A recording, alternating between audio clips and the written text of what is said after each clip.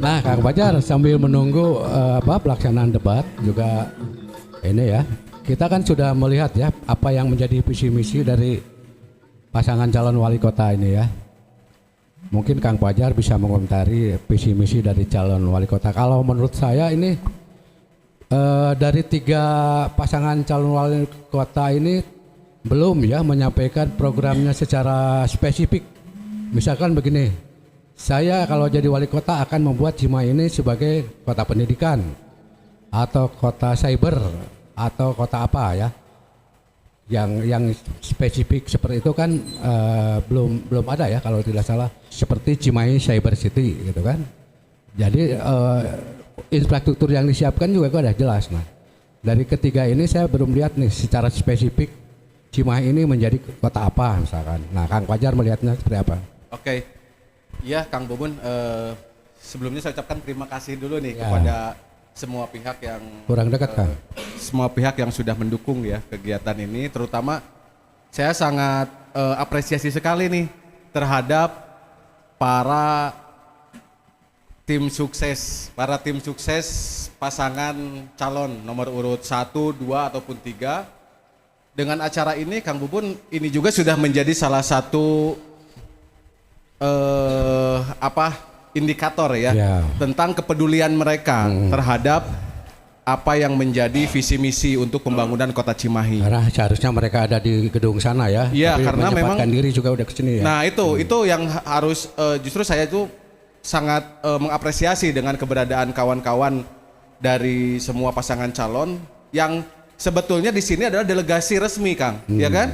Delegasi resmi diutus oleh ini ya, oleh masing-masing tim pemenangan, ya. Betul. Nah, mungkin kita pun tadi sama dengan Kang Agun ya, Kang Bubun, masih belum memiliki gambaran yang pasti, karena dari saat awal kampanye sampai sekarang, para pasangan calon menurut hemat saya, menurut pengamatan saya gitu, belum begitu masif turun ke masyarakat, sehingga pasti banyak visi dan misi yang memang belum tersampaikan kepada masyarakat. Betul. Yang kedua, kalau kita melihat dari konstelasi yang ada, contoh misal pasangan nomor urut 1 yang backgroundnya seperti apa, nomor urut 2 backgroundnya seperti apa, dan nomor urut 3 backgroundnya seperti apa, ini akan memiliki warna tersendiri, Kang. Saya yakin para pasangan calon ini memiliki visi misi yang sangat berbeda satu sama lain. Karena kalau saya lihat dari sekilas ya,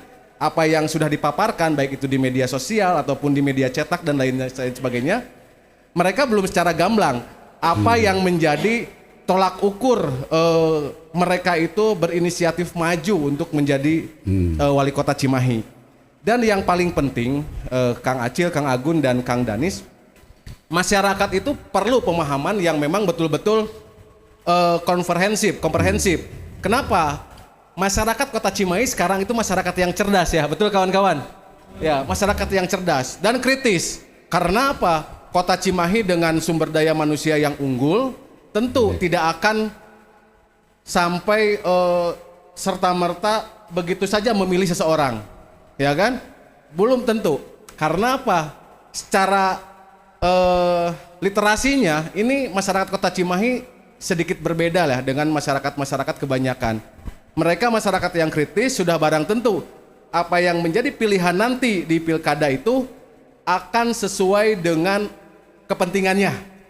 Nah, itu saja yang mungkin sebagai pembuka, bahwa sejauh ini kami, terutama saya ya selaku kontrol sosial di Kota Cimahi dan aktivis analisis kebijakan publik, masing-masing kandidat itu belum secara gamblang menerangkan apa yang menjadi terobosan-terobosan yang sifatnya inovatif. Betul. Hampir semua rata-rata tidak ada keunggulan-keunggulan yang signifikan, sehingga kita belum tahu siapa saja nanti yang lebih unggul dari mereka, dan kita akan memilih kemana, atau masyarakat pun akan memilih kemana condongnya. Ya, apakah mau jadi misalkan Cimahi kota jasa atau apa gitu kan? Betul.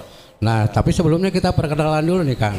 Bismillahirrahmanirrahim. Assalamualaikum warahmatullahi wabarakatuh. Waalaikumsalam. Bisa berdiri biar Siap. sana nih, Mohon izin para senior, ayahanda, Kang Fajar lah yang tentu menjadi role model kita bagi anak muda.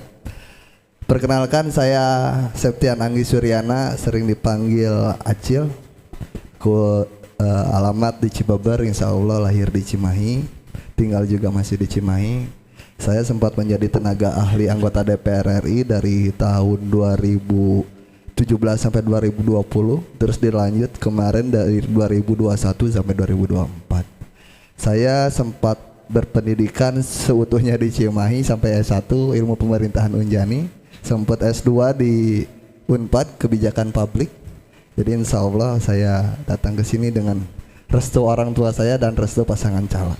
Oke, terima kasih. Sekarang dari pasangan calon nomor 2, pasangan calon Pak Ngatiana dan Kang Aditya Yudhistira. Silakan nih. Assalamualaikum warahmatullahi wabarakatuh. Sudah tidak asing lagi nih ya. Terima kasih kepada fasilitator kita ya, dan juga sahabat-sahabat, guru-guru saya, senior saya yang ada di depan.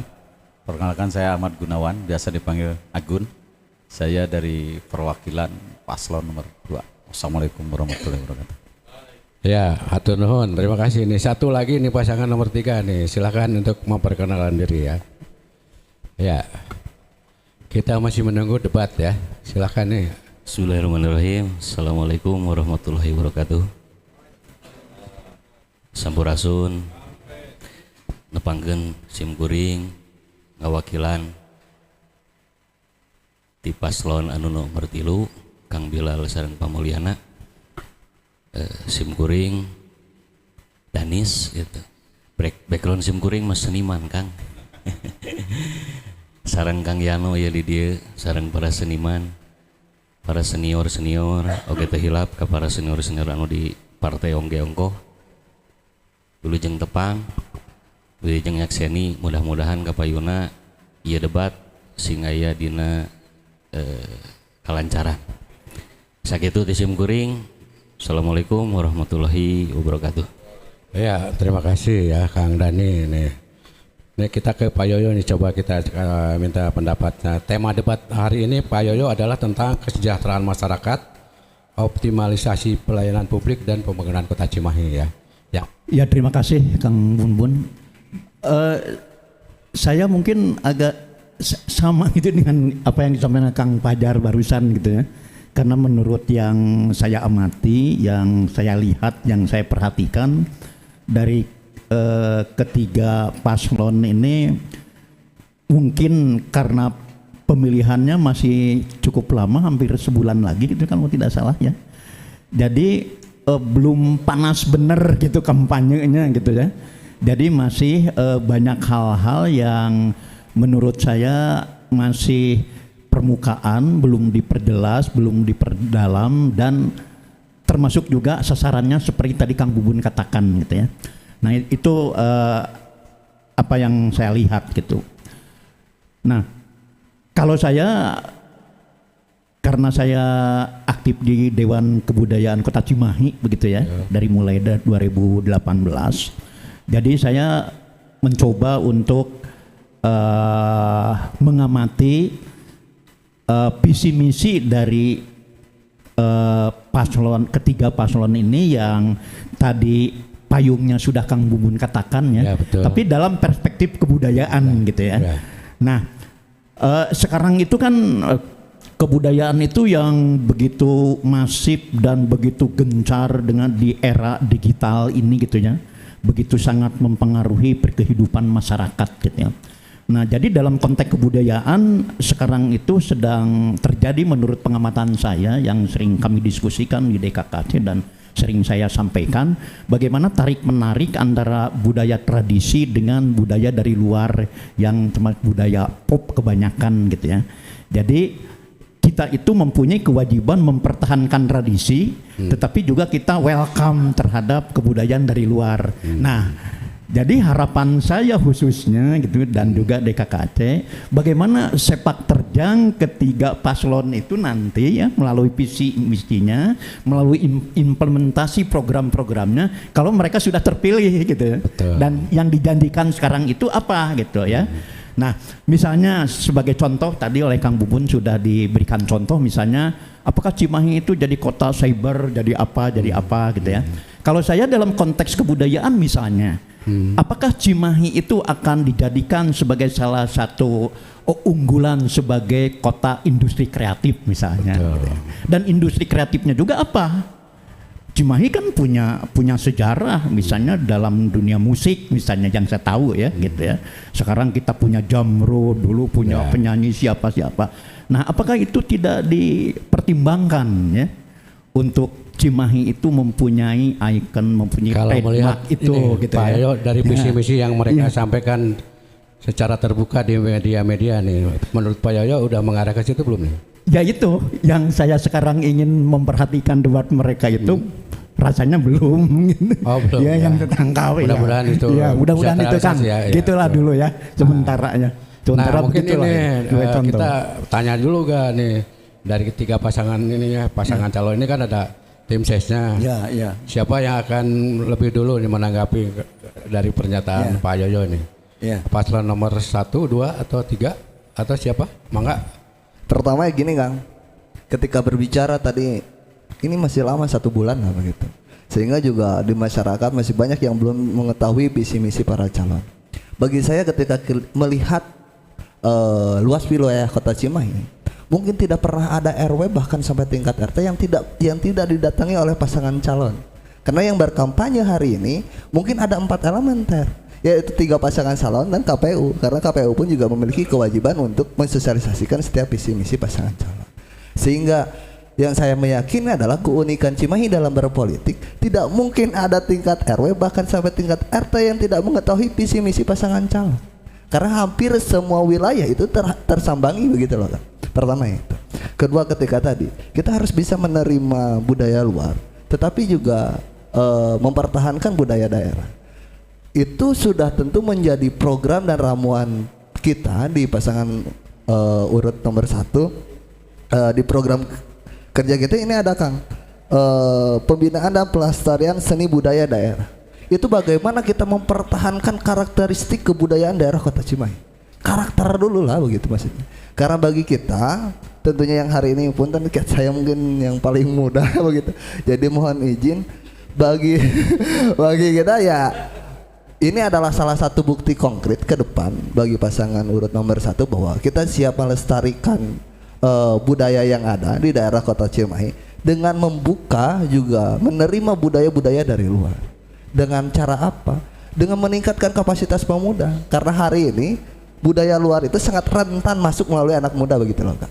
Sehingga hal itu menjadi kolaborasi yang sangat bagus bagi kita, dan kita akan memberikan ruang-ruang diskusi untuk para pelaku sejarah, tentunya yang lebih sepuh-sepuh, yang lebih banyak pengalaman Kang, dengan anak muda begitu. Nah itu akan tentu ruang-ruang diskusinya akan disediakan oleh kita. Paling begitu Kang. Terima kasih. Ya. Assalamualaikum warahmatullahi Yang lain ada yang mau menanggapi pernyataan dari Pak Yoyo tadi?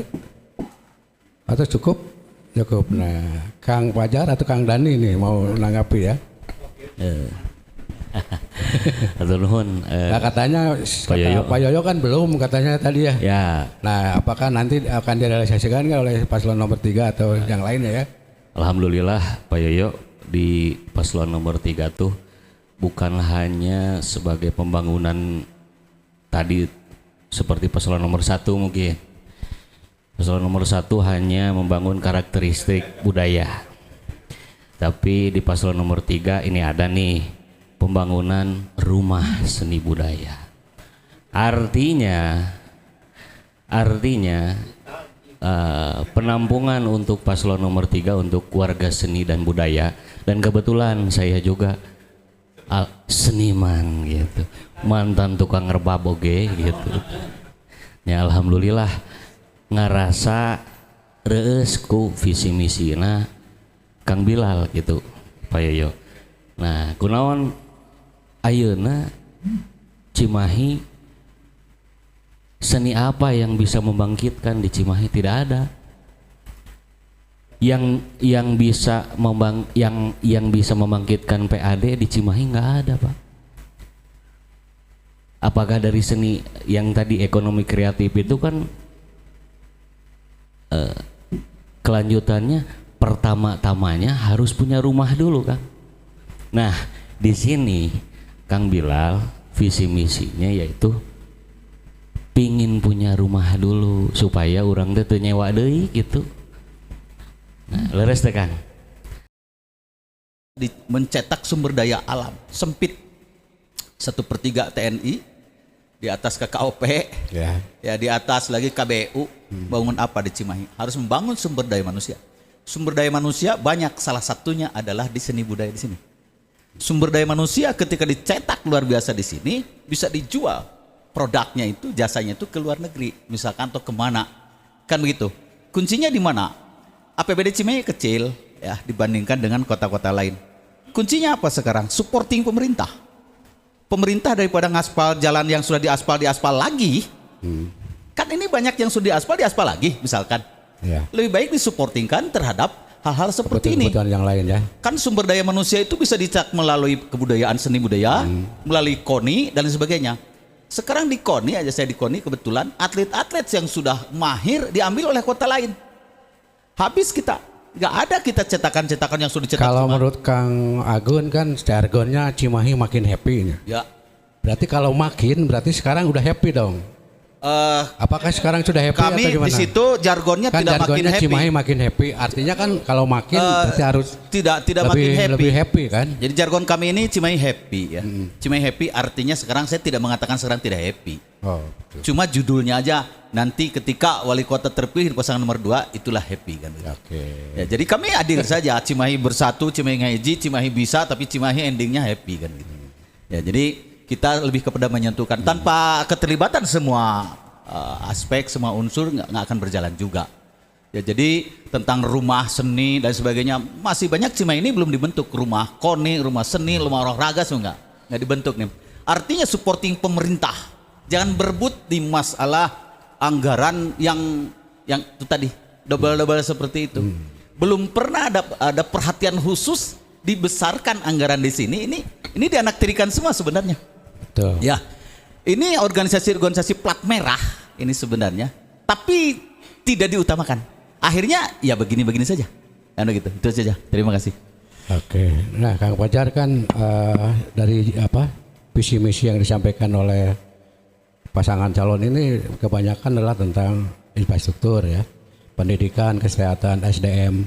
Tadi yang saya bilang Kang, masyarakat itu menunggu inovasi ya, menunggu inovasi.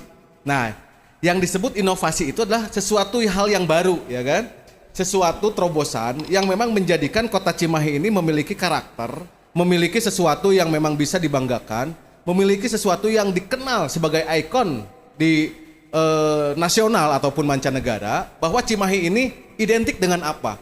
Nah, inilah yang kita tunggu. Makanya kita sama-sama nanti mendengarkan bagaimana para pasangan calon ini memberikan satu gagasan-gagasan yang memang gagasan itu memang perlu diperdebatkan oleh kita.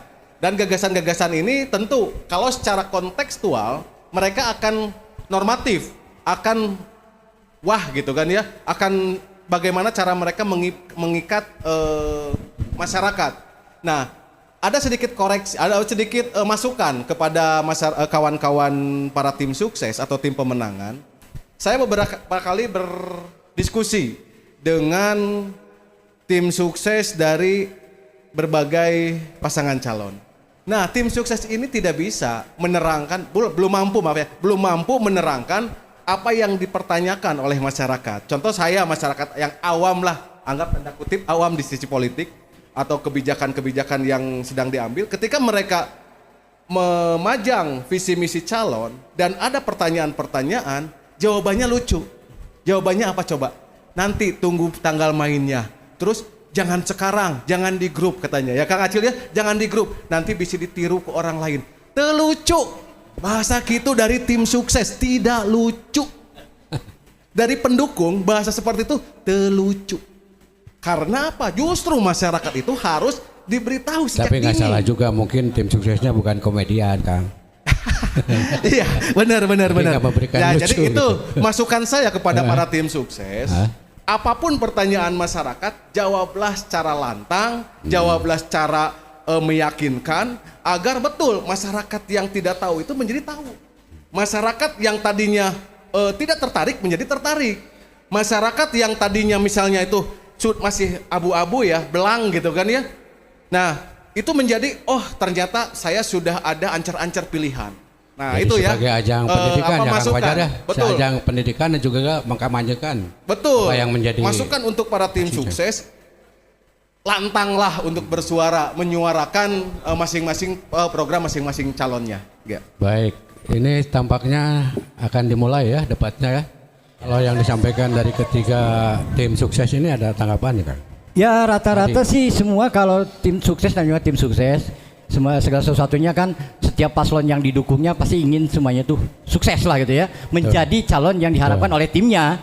Nah tapi diharapkan yang lebih luas.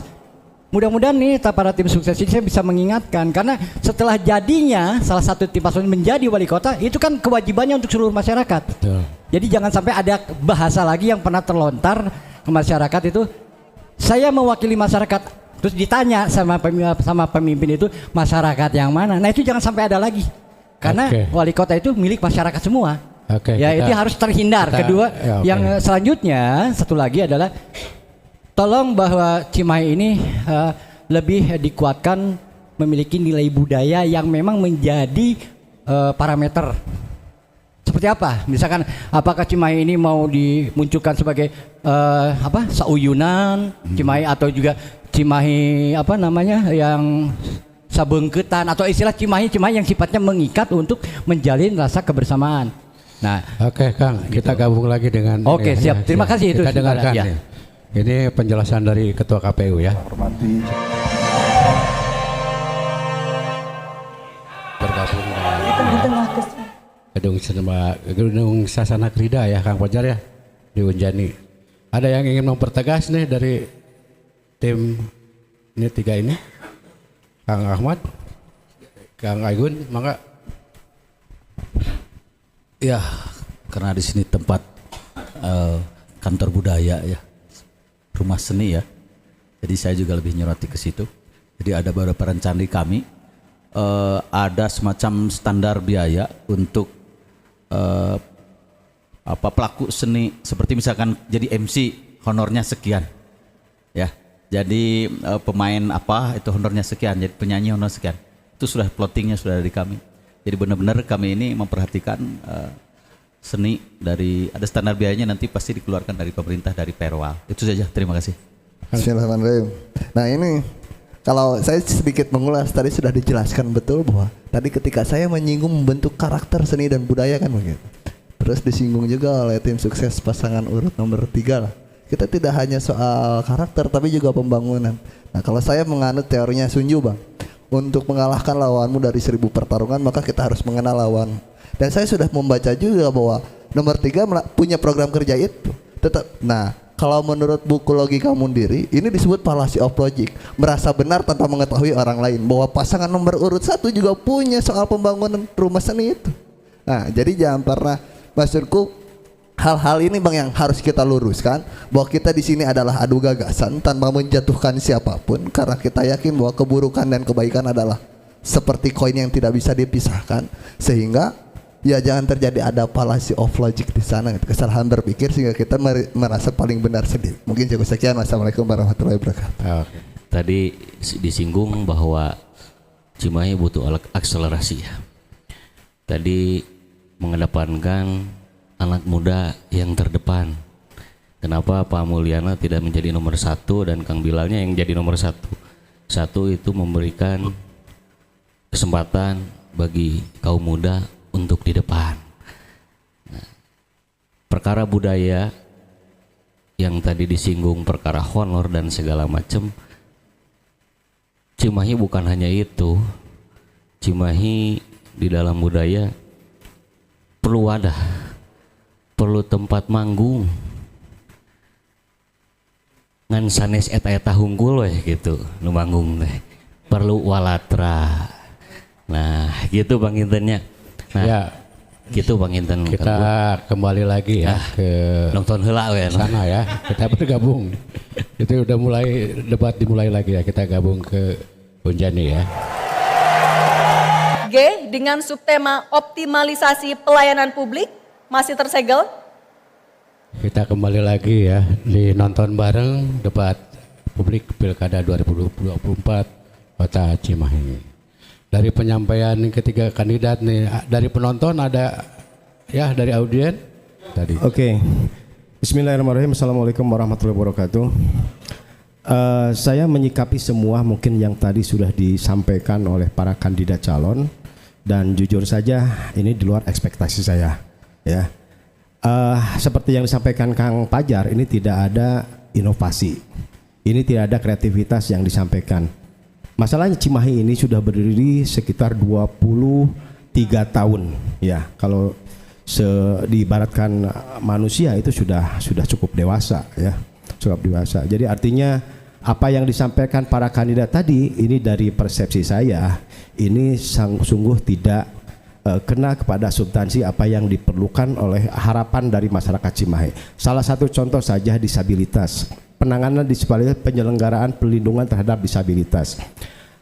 Mungkin 2013 saya adalah salah satu orang yang merumuskan Perda disabilitas untuk tingkat provinsi tahun 2013, nomor 7 tahun 2013. Di sana sudah jelas, sudah terpapar semua, tetapi aplikasi implementasi di lapangan itu tidak dilaksanakan. Contoh misalkan untuk aksesibilitas untuk ruang publik ya, trotoar jalan, bangunan perkantoran itu sangat minim sekali. Jadi sentuhan-sentuhan itu sepertinya ini harus kena kepada substansinya gitu kan. Nah kemudian dari beberapa tadi yang dibicarakan masalah kesejahteraan masyarakat tidak dilihat dulu secara utuh kondisi Cimahi ini seperti apa. Cimahi mempunyai PAD hanya sekitar 300-400 miliar. Tapi tidak tersinggung bagaimana cara untuk meningkatkan PAD itu sendiri untuk bisa mendukung program yang akan mereka laksanakan ketika mereka menjabat nanti. Itu saja mungkin sementara. Terima kasih. Wassalamualaikum warahmatullahi wabarakatuh. Mungkin ada sanggahan atau dari apa yang tadi disampaikan oleh pasangan nomor 2 ya, atau yang lainnya, perlu kita dalami bahwa tentang keberpihakan kita terhadap disabilitas. Waktu saya jadi ketua DPRD dulu, ada beberapa karyawan THR dari disabilitas saya libatkan. Di sini tidak ada ketegasan ya, dan kami sudah dibuatkan sebenarnya konsepnya ketika nanti jadi wali kota pasangan nomor 2, dilibatkan tenaga kerja jadi THR atau jadi apa, perhatian ya dari pemerintah kota dan dari ya terutama pemerintah kota untuk melibatkan sahabat-sahabat kita yang kondisinya disabilitas kurang perhatian, terseleksi, kalah lagi, harus ada prioritas sekian persen. Ya harus masuk di situ, diperdakan, diperwalkan. Ketegasan di situ nggak ada. Akhirnya terjadi seleksi. Asal punya orang dalam masuk.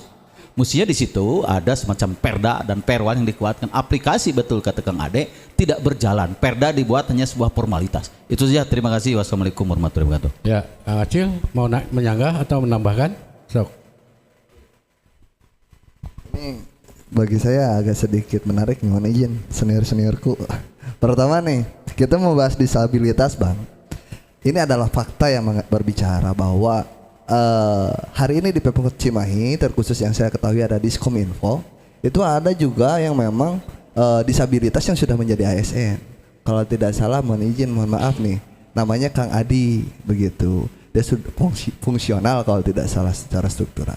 Tadi kalau tadi keistimewaan atau privilege lah kalau anak sekarang mengatakan, di CPNS sekarang tentu juga ada formasi diaspora disabilitas Bang. Jadi itu karena sudah ada payung hukum di undang-undang, dan juga apalagi di Cimahi sudah ada perdanya, dan juga bahkan sudah ada perwalnya, tentu itu sudah disediakan. Yang memang menjadi kecewaan saya adalah ketika tadi Pak Ngatiana mengatakan akan difasilitasi menjadi PNS ataupun THL. Beliau tidak mengingatkan bahwa tahun depan mungkin THL sudah tidak ada. Begitu. Wassalamualaikum warahmatullahi wabarakatuh. Kita kembali bergabung ya dengan debat publik Pilkada Cimahi yang disiarkan secara live malam hari ini. Kita akan membacakan satu kali indikator kemiskinan. Menurut data BPS Kota Cimahi. Iya, Kang Pajar nih, barusan dari pemaparan ketiga calon ini, tanggapannya seperti apa? Terutama tadi yang menarik adalah soal banjir dan UMKM ya. Baik, itu saya justru ada beberapa hal yang menggelikan. Maaf ya. Jadi saya berbicara masalah netralitas dulu aja ya. Baik itu dari paslon nomor 1, 2, dan 3. Saya menanggapi untuk paslon nomor 1 dulu. Paslon nomor 1, Kang Bagjanya itu blunder terus kalau menurut saya.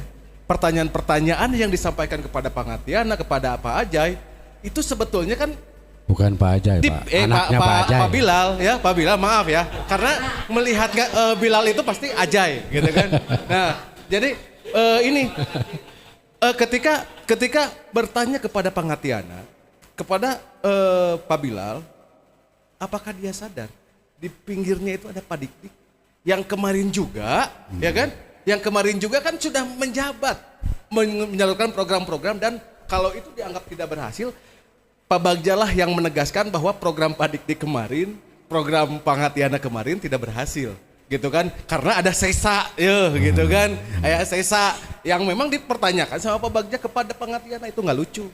Seharusnya di briefing dulu lah, gitu kan? Jangan sampai pertanyaan-pertanyaannya jadi blunder. Kalau menurut saya itu. Terus yang kedua. Kalau untuk nomor urut kedua sepertinya itu program-program kadaluarsa ya. Karena tidak ada inovasi sama sekali. Terus semua yang dibicarakan itu hal yang sudah dilaksanakan. Tidak ada sama sekali inovasi yang betul-betul baru ya. Nah, terus untuk Kang Bilal nih, untuk yang ketiga. Kalau untuk yang ketiga, saya melihat beberapa terobosan-terobosan. Bukan berarti saya mendukung, ya kan? Bukan berarti ya, tapi memang ada terobosan-terobosan meskipun itu sebatas wacana ya, tetapi ada hal yang memang mungkin bisa menjadi pengharapan. Nah, kalau saya melihat dari ketiga ini ya, kalau Pak Dik-Dik dan Pangatiana itu sepertinya kurang inovatif ya, kurang inovatif karena memang dari sisi pendidikan saja ada pendidikan, terus kesejahteraan dan lain sebagainya. Ada keduanya itu kesamaan programnya. Jika Pak contek-contek, kamu program naon, orang program naon gitu kan. Contoh beasiswa. Pak Dik-Dik menggulirkan 10.000 beasiswa. Pangatiana nggak balas. Lebih dari 10.000. Sedangkan tadi ya, itu nanaonan gituan ya, atau cari inovasi lain gitu kan. Nah, itu. Nah, tanggapan nih, sanggahannya harus di sini ya, sanggahannya seperti apa nih? Jangan Pak eleh-eleh, lamun gitu mah bisa bilang naon. Kayak Pak Dik-Dik, saya lebih dari itu. Nah, masing-masing tadi seperti itu. Gitu kan ya. Nah, ya silakan, mungkin itu tanggapan dari saya. Ada sanggahan nih dari tim suksesnya. Dari tim sukses sanggahan dari statement Kang Fajar barusan nih.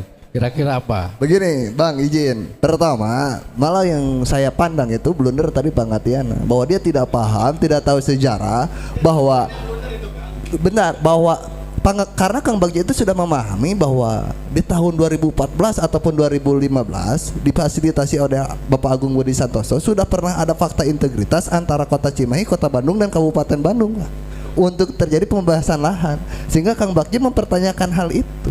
Seharusnya harapannya di sana, betul. Nah, selebihnya tadi ngebahas soal pendidikan kan, bahwa ada yang namanya desentralisasi pendidikan, yang dimana wewenangnya dilimpahkan terhadap kabupaten kota, dan tetapi harus tetap mengikuti standar nasional pendidikan. Karena Pak Dik-Dik pernah jadi kadis pendidikan, jadi dia paham betul soal pendidikan, begitu. Paling begitu kan. Kita balik lagi ya ke debat publik Pilkada Kota Cimahi. Peran masyarakat, optimalisasi pelayanan publik dan pembangunan Kota Cimahi. Dari audien nih mungkin ada yang ingin memberikan pendapatnya. Yang tadi menarik adalah tentang penambahan wilayah ya, yang sempat dibahas gitu. Silakan. Ya, mengenai penambahan batas wilayah ya. Sebenarnya dari dulu juga susah ini, ya susah karena harus gaul baik dengan bupati sebelah sana, dengan gubernur, sehingga membuat undang-undang, dan ini susah. Dan yang disampaikan barusan itu sebenarnya jargon-jargon ketika kampanye saja. Semua juga pinter ini, pendidikan kesehatan ekonomi, hanya penjabarannya aja, sempat tidak sempat, padahal isinya pasti sama-sama saja sih ke bawahnya. Saya yakin sama lah, seilmu lah mereka ya.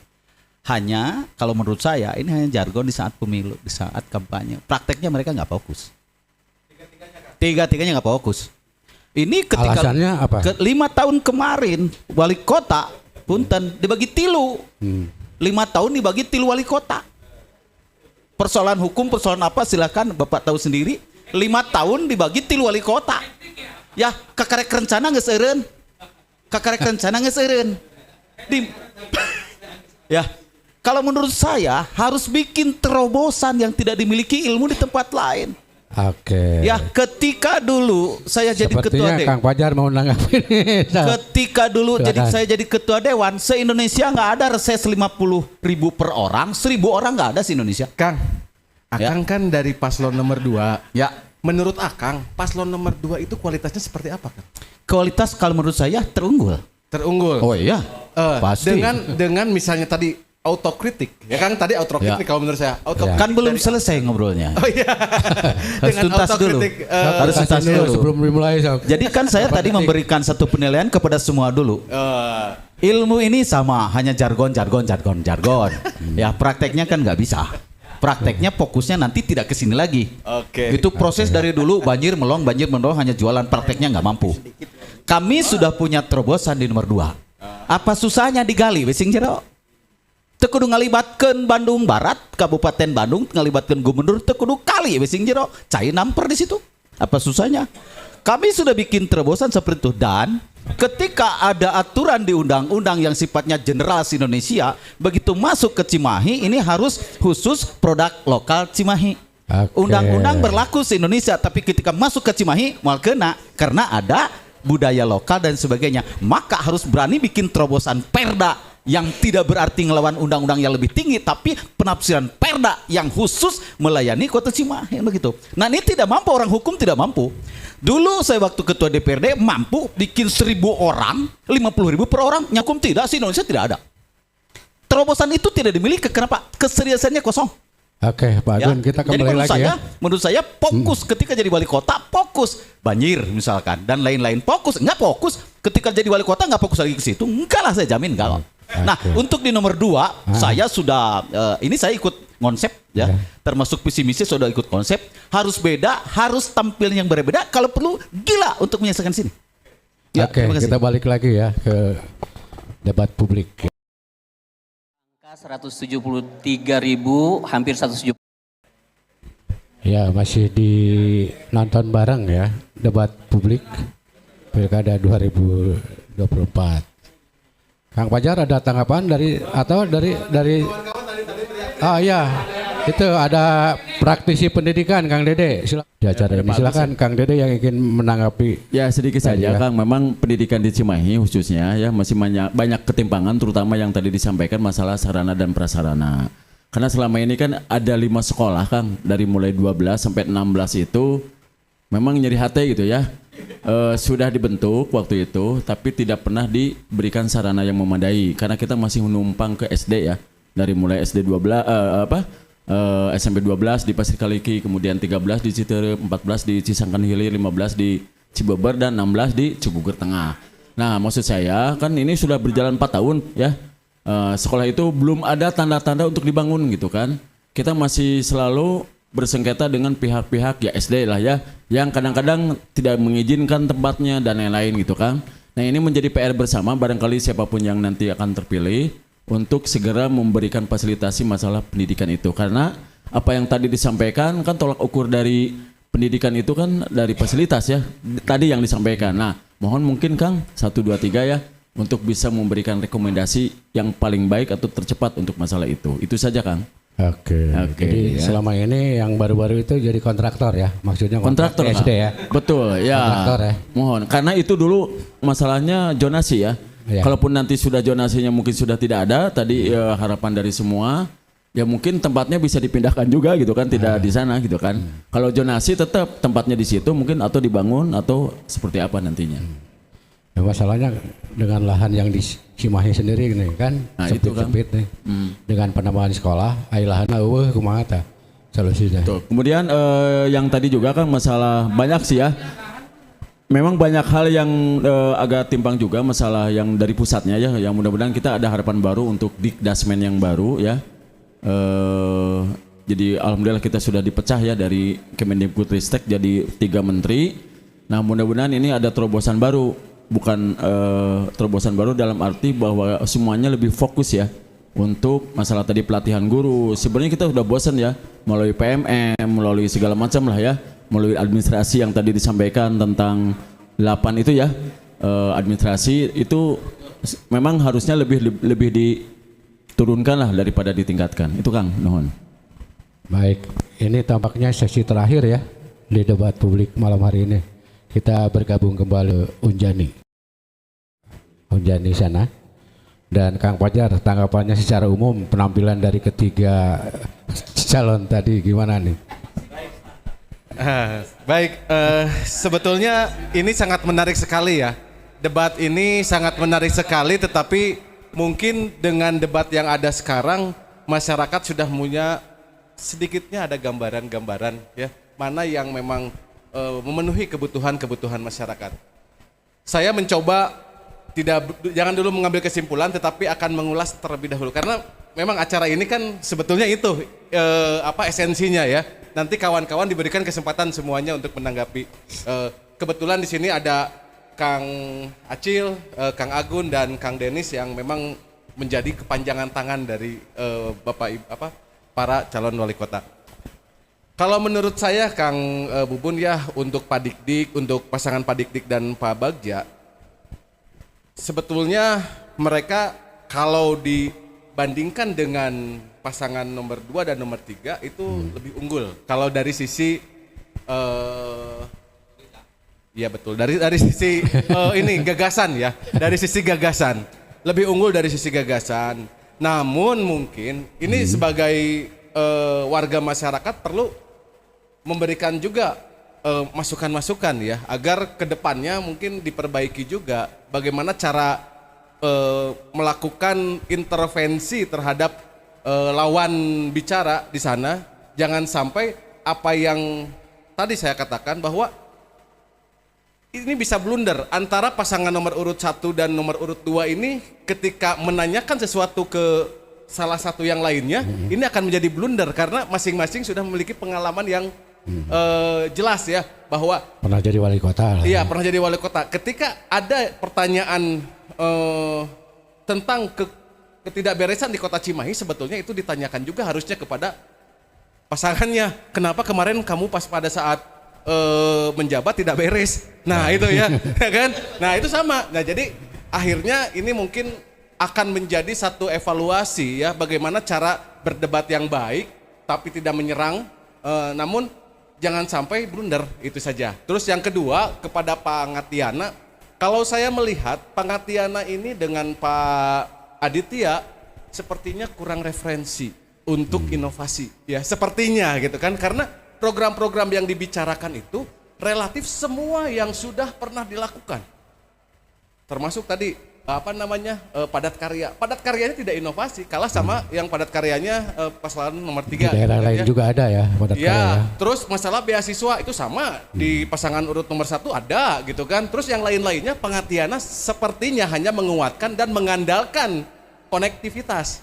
Hanya mengandalkan Pak Prabowo gitu kan, dua-duanya seperti itu. Padahal sebetulnya belum tentu, belum tentu karena kan yang namanya kota di Indonesia itu 500 lebih. Tidak mungkin Pak Prabowo meskipun memberikan rekomendasi kepada Pengatiana secara serta-merta, wah ini Cimahi minta ini, kasih, tidak mungkin. Nah, jadi kalau bisa Pengatiana ini dikonsep lagi lah hal-hal yang lebih inovatif agar masyarakat lebih tertarik. Nah, terus untuk pasangan yang nomor 3. Untuk pasangan yang nomor 3 memang kalau saya melihat ini agak realistis ya. Agak inovatif. Ini bahasa saya sebut agak karena itu masih wacana. Pak Bilal belum berpengalaman di seperti halnya yang dilakukan oleh Pak Dik-Dik dan Pengatiana. Belum tahu yang namanya politik kantor seperti apa. Tidak ada pemimpin yang tidak ada pembenci, ya kan? Tidak ada pemimpin yang tidak ada pembenci. Misalnya dinas-dinasna nurut semua, diharapkan nurut. Ditukangin mah angger, mereka berpolitik. Bahkan mungkin ini berdasarkan kabar burung dan kabar angin, ya kan? Mungkin rumput yang bergoyang juga pernah bicara kepada saya, gitu kan? Bahwa di Pemkot itu terbagi, tersegmentasi, ada minimalnya 3 kelompok misalnya tuh ya. Contoh, ini harus tahu ada IPDN, ada yang non IPDN, ada yang lainnya. Nah, itu mungkin harus dikaji juga ketika membuat program, apakah sesuai dengan kepentingan-kepentingan yang memang sudah bergulir di Pemkot Cimahi, ya kan? Nah, terus hal-hal yang secara global saya ingin memperjelas, meminta penjelasan yang sangat detail ya, terutama di sini kepada kawan-kawan menjadi delegasi terkait pendidikan, beasiswa ya, yang 10.000 beasiswa, baik itu di Padikdik, bahkan di Pangatiana ada 10.000 lebih, berarti kan ada lebihnya gitu kan ya. Apakah bisa 10.000 di beasiswa dari APBD murni ya kan? Kalau memang tidak bisa kan berarti dari sumber-sumber lain. Nah itu berikan penjelasan kepada masyarakat bahwa 10.000 beasiswa yang digulirkan itu sumber dananya dari mana? Apakah APBD murni atau dari hanya klaim saja? Misalnya ada KIP, ada PIP dan lain sebagainya. Apakah itu juga diklaim bahwa itu adalah program yang akan saya gulirkan? Nah itu mungkin itu saja ya, mungkin dari kawan-kawan. Pak Yoyo dulu nih, Pak Yoyo dari sisi sosial atau budaya nih, tanggapannya ketiga. Terima kasih Kang. Tampilan yang 3 paslon.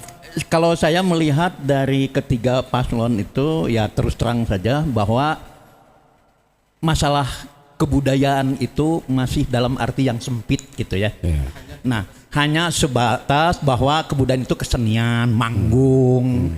Terus dapat honor. Padahal gitu ya. Seluruh aspek kehidupan ya, budaya yang baik itu budaya ya. Nah, padahal kesenian itu bagian dari kebudayaan. Bagian kecil ya. Kebudayaan itu kan luas gitu ya. Nah, saya akan memberikan contoh misalnya begini berdasarkan yang saya tangkap ya sebagai evaluasi dari yang barusan. Ada beberapa kata-kata, kosakata atau kalimat yang muncul. Misalnya bersatu, berbudaya, kedisiplinan terhadap sampah ya dan lain-lain lah gitu ya, wisata.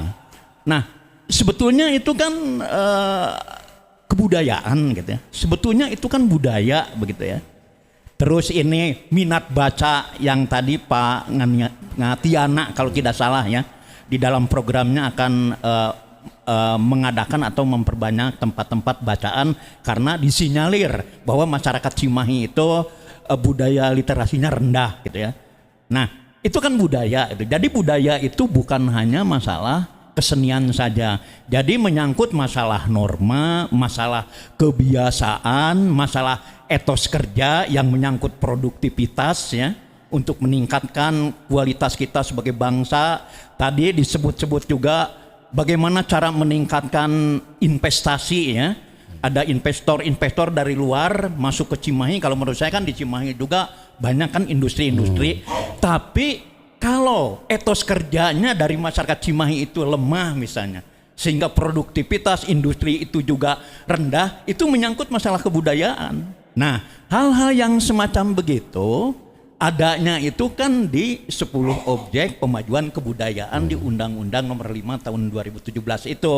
Di antaranya misalnya di dalam adanya itu di dalam manuskrip, adat istiadat, ritus, pengetahuan tradisional dan lain-lain lah ya. Jadi tidak bisa sebutkan satu persatu. Nah, yang menjadi persoalan gitu, yang menjadi persoalan bahwa ketiga paslon ini sampai sejauh mana sudah mempelajari itu. Dan itu dibutuhkan untuk masyarakat Cimahi gitu. Kalau menurut saya ya. Nah karena jargon kita kan sekarang misalnya saya beberapa hari yang lalu mendapatkan acara podcast Pak Fadlijon ya yang diangkat sebagai Menteri Kebudayaan dengan yang bukan yang jamu cap jago itu ya Jaya Suprana ya. Pak Fadlijon itu bilang begini ketika ditanya oleh Pak Jaya Suprana itu, program inti Anda nanti sebagai Menteri Kebudayaan itu apa? Pak Fadlijon mengatakan akan menjadikan kebudayaan itu sebagai identitas bangsa kita. Jadi diplomasi budaya pemerintah kita itu bukan perdagangan, teknologi dan lain-lain, tapi kebudayaan. Karena menurut Pak Fadlijon, kebudayaan kita itu salah satu kebudayaan yang unggul di dunia gitu ya. Nah, yang kedua, terus bagaimana memberdayakan masyarakat, pelaku kesenian, dunia usaha untuk bisa berpartisipasi memajukan kebudayaan itu. Boleh Kang, tadi Akang mengatakan ada standar apa? Standar honor gitu. Itu kan masuknya ke dalam ranah ya, ranah industri kreatif itu, ranah industri kebudayaan, dan itu juga penting Pak. Jadi saya mohonnya titip kepada tim sukses ini untuk ketiga paslon ini juga perlu dikembangkan gitu di Cimahi itu, industri kebudayaan, industri kreatif itu gitu ya. Jadi bagaimana di sini kan industri kebudayaan atau industri kreatif itu ranahnya kan ada fashion, ada musik, ada video, terus kuliner dan lain-lain. Di kita kan potensial. Kalau saya jalan malam kan ke Cihanjuang, terus ke Ciawitali, ini Gatot Subroto, di sana kuliner itu kan semarak gitu ya. Tapi yang menjadi persoalan apakah kita mengevaluasi gitu ya. Nah, yang dari saya sebagai orang kesenian kebudayaan itu yang ingin menanggapi sebagai kata-kata terakhir dari saya tertarik tadi dengan pemekaran daerah. Nah, kalau dalam konteks kebudayaan, mana yang lebih penting? Kualitas atau kuantitas? Luasnya daerah, banyaknya penduduk, atau kualitas masyarakat Cimahi dengan luas wilayahnya yang seperti ini, dengan jumlah penduduk 570.000 ya, yang saya tahu gitu ya, Cimahi itu penduduknya 570.000, 600-an lah gitu ya, gitu. Sejahtera dan kualitas pendidikannya baik gitu, dan lain-lain lah, infrastrukturnya baik dan lain. Kalau dibandingkan dengan kita menambah wilayah, menambah penduduk, justru malah jangan-jangan ya makin repot ngurusnya gitu ya. Nah, ini dalam konteks kebudayaan ini perlu dipertimbangkan Kang Bung Bun dalam hal ini. Nah, yang kedua, masalah kesejahteraan guru. Punten, saya pensiunan dosen. Saya pernah menjabat penjaminan mutu di kampus saya, pernah menjadi pembantu dekan, pernah menjadi ketua jurusan. Punten Pak, mungkin Kang Dede ya, maaf guru mante gitu ya, mungkin gitu ya. Begitu guru dosen mendapatkan uang tambahan yang berupa uang namanya itu Kang Kojar sertifikasi dosen, yang meningkat itu Kang, bapak-bapak, akang-akang, bukan kualitas kompetensi sebagai dosennya, tapi kualitas mental konsumerismenya. Yang tadinya mobilnya tahun sabaraha lah Suzuki Carry, jadi nginjem leasing ngambil, ingin ningkat jadi Toyota Rush gitu ya, atau jadi apalah gitu, naik paling tidak jadi Avanza gitu. Nah, kira-kira begitu gitu. Nah, jadi kesimpulannya kalau menurut saya itu bukan satu-satunya jaminan gitu. Yang tadi dari paslon nomor 2 ya, Langatiana gitu ya, bahwa meningkatkan kesejahteraan guru itu akan bisa meningkatkan kualitas pendidikan ya. Tapi mungkin itu salah satu boleh lah gitu. Tapi yang lainnya misalnya meningkatkan pengetahuan, meningkatkan sikap ilmiah, penguasaan teknologi digital dan lain-lain. Nah, kemauan untuk meningkatkan diri itu gitu ya, bukan pada masalah yang sifatnya ekonomis. Karena rumusannya itu begitu. Ketika ekonomi meningkat, kemauannya juga jadi meningkat gitu. Jadi ingin rumah, jadi ingin lebih bagus dan lain. Terima kasih Kang Bung Bun, begitu ya, dari saya sebagai narasumber ya, dalam konteks kebudayaan di dalam acara ini. Wassalamualaikum warahmatullahi wabarakatuh. Ya, baik, sebelum ke ini nih, tim ses paslon. Saya ingin satu orang nih dari audien yang menyampaikan pendapatnya, satu orang saja ya. Ada nggak? Dengan penampilan yang 3 paslon ini ya. Situ mic-nya silakan dikasih di sana. Ya, sebelum closing statement dari 3 tim ses paslon ya. Silakan Kang, siapa itu? Ya. Iya, terima kasih atas kesempatannya. Tadi saya terlalu cepat mengambil kesimpulan ya bahwa ini tidak sesuai dengan ekspektasi saya dan ternyata benar gitu kan. Dan ternyata benar saya tidak melihat ada inovasi-inovasi yang greget gitulah untuk Cimahi ini. Padahal ini momentum yang sangat luar biasa. Sebenarnya ini kalau saya melihat dari ketiga pasang calon ini sebenarnya bisa dimanfaatkan oleh Bilal Mulyana sebenarnya. Ya, saya melihat bahwa Bilal Mulyana seolah-olah masih bersih lah ya. Tapi kalau nomor 1, 2 jadi kalau misalkan menciprat air di dulang terkena muka sendiri kan begitu. Kami melihatnya begitu. Jadi saya berharap ini tentunya nanti untuk episode kedua ya Kang ya. Episode kedua ini akan lebih greget lagi, akan lebih inovatif lagi dan akan lebih kreatif lagi. Nah, kemudian satu saja tadi tentang pemekaran wilayah. Ini pada saat zaman Kang Agun mungkin pada saat itu sebagai ketua dewan ini memang katanya sulit dan memang benar Bang. Karena pertimbangannya apakah perluasan wilayah itu apakah akan membebani PAD atau justru menambah PAD, itu yang jadi pertimbangan selain daripada hubungan yang sedikit dalam tanda kutip kurang baik antar kepala daerah itu ya. Itu saja mungkin yang saya bisa sampaikan. Terima kasih atas waktu dan kesempatannya. Wassalamualaikum warahmatullahi wabarakatuh. Iya. Baik, ini sesi terakhir mungkin ya. Silakan closing statementnya dari ketiga tim sukses ini ya. Kita mulai dari nomor 3 dulu. Biasanya kan nomor 1 dulu. Kita dari nomor 3, nomor 2 dan nomor 1 ya. Waktunya paling lama 5 menit ya. 5 menit. Lumayan kan?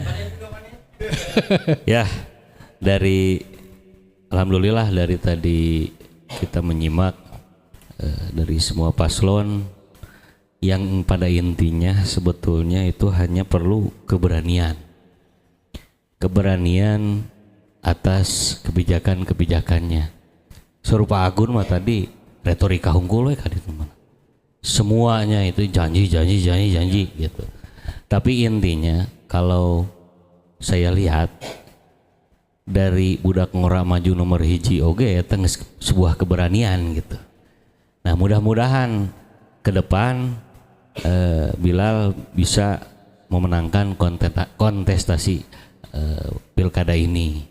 Nah, sependapat dengan Pak Haji Oyo bahwa kebudayaan tuh bukan hanya seni.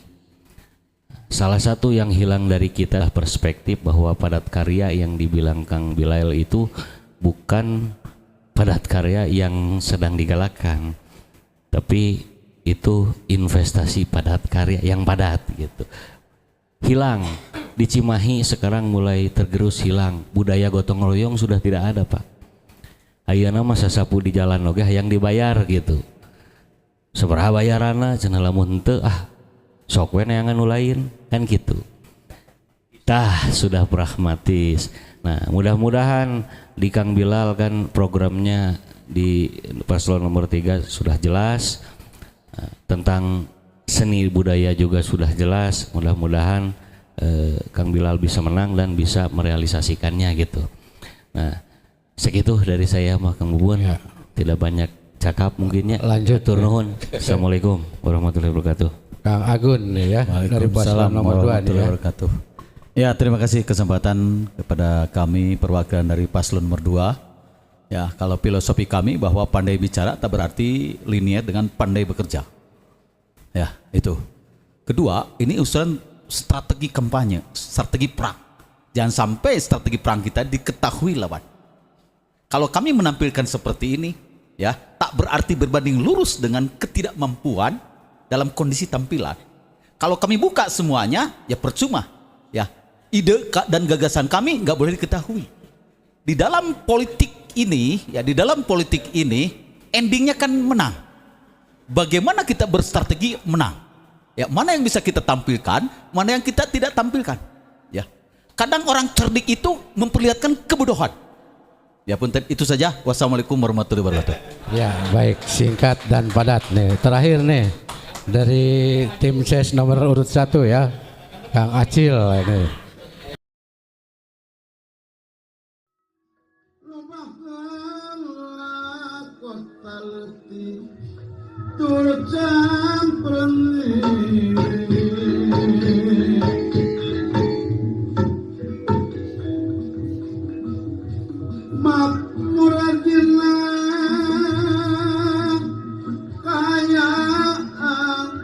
waris